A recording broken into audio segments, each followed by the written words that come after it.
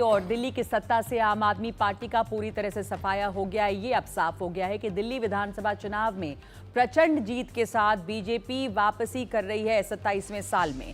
दिल्ली में बीजेपी को इस बार 48 सीटें मिल गई हैं और आम आदमी पार्टी 22 सीटों पर सिमट कर रह गई है और कांग्रेस का खाता नहीं खुला है। बिल्कुल, ये एक बार तीसरी बार हो रहा है कि कांग्रेस का खाता ऐसे नहीं खुला है और इस चुनाव में आम आदमी पार्टी का जो टॉप ऑर्डर है, जो शीर्ष नेता है, वो हारे हैं। पार्टी प्रमुख अरविंद केजरीवाल, मनीष सिसोदिया, सत्येंद्र जैन, दुर्गेश पाठक और सौरभ भारद्वाज भी चुनाव हार गए हैं। नतीजों के बाद से अरविंद केजरीवाल ने कहा है कि हम हारे हैं, ये हार हमें स्वीकार है और बीजेपी को जनता ने बहुमत दिया है और हम इस फैसले को स्वीकार करते हैं। प्रधानमंत्री मोदी आज शाम बीजेपी मुख्यालय पहुंचेंगे और बीजेपी कार्यकर्ताओं को संबोधित करेंगे। नगमा करीब 7:30 बजे शाम को कहा जा रहा है प्रधानमंत्री ये संबोधन करेंगे। और कौन बनेगा दिल्ली का मुख्यमंत्री, ये इस समय का सबसे बड़ा सवाल है। बीजेपी की इस जीत के साथ बीजेपी में सीएम पद के कई दावेदार हैं।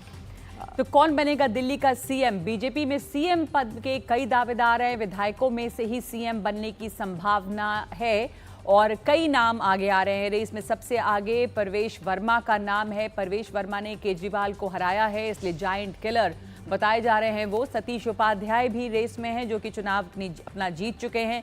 बीजेपी का ब्राह्मण चेहरा है, बीजेपी के प्रदेश अध्यक्ष रहे हैं, दिल्ली युवा मोर्चा के अध्यक्ष रहे हैं, संगठन में कई दायित्व संभाले हैं।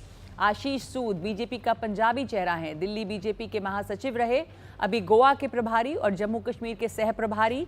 केंद्रीय नेताओं के साथ करीबी संबंध रहे हैं उनके। जितेंद्र महाजन का नाम है, जो कि वैश्य समाज से आते हैं, पहले भी विधायक रहे हैं। उधर विजेंद्र गुप्ता भी हैं, जो आरएसएस के करीबी हैं, दिल्ली बीजेपी के अध्यक्ष रहे हैं और बीजेपी का वैश्य चेहरा है। और आपकी लहर के बावजूद पहले विधानसभा चुनाव में वो जीते थे। तो जब आपकी लहर थी और सभी हार रहे थे, तब भी वो जीते थे। अखिलेश हमारे साथ जुड़ गए हैं इस वक्त। अखिलेश, बीजेपी के खेमे में बहुत खुशी और पता नहीं उनको इतनी सीटों की उम्मीद थी या नहीं, आपको लोग क्या बता रहे हैं? अब जितनी सीटें अब आई हैं और प्रधानमंत्री का कार्यक्रम भी है कि वो सभी को संबोधित करेंगे। जी हाँ, आपसे कुछ देर बाद बीजेपी मुख्यालय पर पीएम नरेंद्र मोदी जाएंगे और जो कार्यकर्ता वहां पर इकट्ठे होंगे उनके माध्यम से दिल्ली की जनता का अभिवादन और धन्यवाद पीएम नरेंद्र मोदी करेंगे। हर चुनाव के बाद आप देखते हैं कि जब बीजेपी की जीत होती है तो पीएम मोदी बीजेपी मुख्यालय जाते हैं। आज भी ऐसा ही होगा। और आप जानती हैं कि पीएम मोदी जो है विदेश यात्रा पर भी जाने वाले हैं, फ्रांस और अमेरिका की यात्रा पर। तो माना जा रहा है कि या तो उनके जाने से पहले या उनके आने के बाद बीजेपी अपने नए मुख्यमंत्री के बारे में विचार करे, लेकिन इस पर कई औपचारिकताएं होती हैं जो पूरी करना जरूरी है। लेकिन बहरहाल सबसे बड़ा सवाल अब यही है कि अगला मुख्यमंत्री कौन होगा बीजेपी का। और जैसा कि आपने भी जिक्र किया है, कई सारे नाम हैं जिनकी चर्चा यहाँ दिल्ली बीजेपी में चल रही है। प्रवेश वर्मा का नाम है, आशीष सूद का नाम चल रहा है, जितेंद्र महाजन का नाम चल रहा है, साथ ही विजेंद्र गुप्ता का नाम है, सतीश उपाध्याय। ये सारे वो नेता हैं जो दिल्ली बीजेपी के जाने माने चेहरे हैं और लंबे समय से पार्टी के लिए काम करते आए। इनमें से कुछ जो है प्रदेश अध्यक्ष भी रह चुके हैं, जैसे सतीश उपाध्याय, विजेंद्र गुप्ता एलओपी भी रह चुके हैं। अगर प्रवेश वर्मा की बात करें तो वो सांसद भी रह चुके हैं, विधायक भी रह चुके हैं, जायंट किलर के रूप में उभरे हैं अरविंद केजरीवाल को हरा करके, और जाट चेहरा है। तो सबकी अपनी अपनी खूबियां हैं। तो जाहिर सी बात है कि बीजेपी को कोई भी फैसला करने से पहले जो क्षेत्रीय समीकरण है, जाति समीकरण है, उनके बारे में विचार करना होगा और उसी के आधार पर पार्टी ये फैसला करेगी। लेकिन माना जा रहा है कि जल्दी ही बीजेपी ये फैसला करेगी और कोई विधायक ही मुख्यमंत्री बनेगा। बिल्कुल अखिलेश, प्रधानमंत्री अगर 12-13 को विदेश दौरे पर जा रहे हैं, उम्मीद करते हैं कि दिल्ली को मुख्यमंत्री उनसे पहले मिले। ऐसे में वीरेंद्र सचदेवा, जिन्होंने पार्टी को 27 साल के वनवास के बाद जीत दिलाई, शायद वो उनका भी नाम होगा। लेकिन आपसे समझना चाहेंगे आज किस तरह से विचार मंथन हो रहा होगा इस नाम पर, क्योंकि बिहार में भी अब चुनाव होने वाले हैं, पूर्वांचल का भी वोट महत्वपूर्ण है।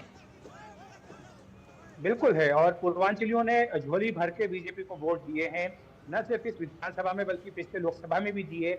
और आप जानती हैं कि बीजेपी ने पूरी कोशिश की थी इस बार कि पूर्वांचलियों का वोट उनके साथ रहे। साथ ही बीजेपी ने झुग्गी झोपड़ियों के वोट, क्लस्टर्स के वोट भी लेने की पूरी कोशिश की और चुनाव परिणाम ये बता रहे हैं कि बीजेपी को इसमें सफलता भी मिली है। पार्टी को बड़ी संख्या में ऐसे वोट भी मिले हैं, तो बीजेपी को ये समीकरण भी साधने होंगे। लेकिन इसके साथ साथ जैसे मैंने कहा है कि दिल्ली का अपना एक मिक्स्ड डेमोग्राफी है, यहाँ पर अगर पूर्वांचलियों का बोलबाला है तो वैश्य और पंजाबी इनका भी काफी जोर रहा है। और जो बीजेपी की अपनी राजनीति रही है दिल्ली की, उसमें वैश्य और पंजाबी समुदाय का बड़ा समर्थन उसे मिलता आया है, तो वो भी एक फैक्टर होगा।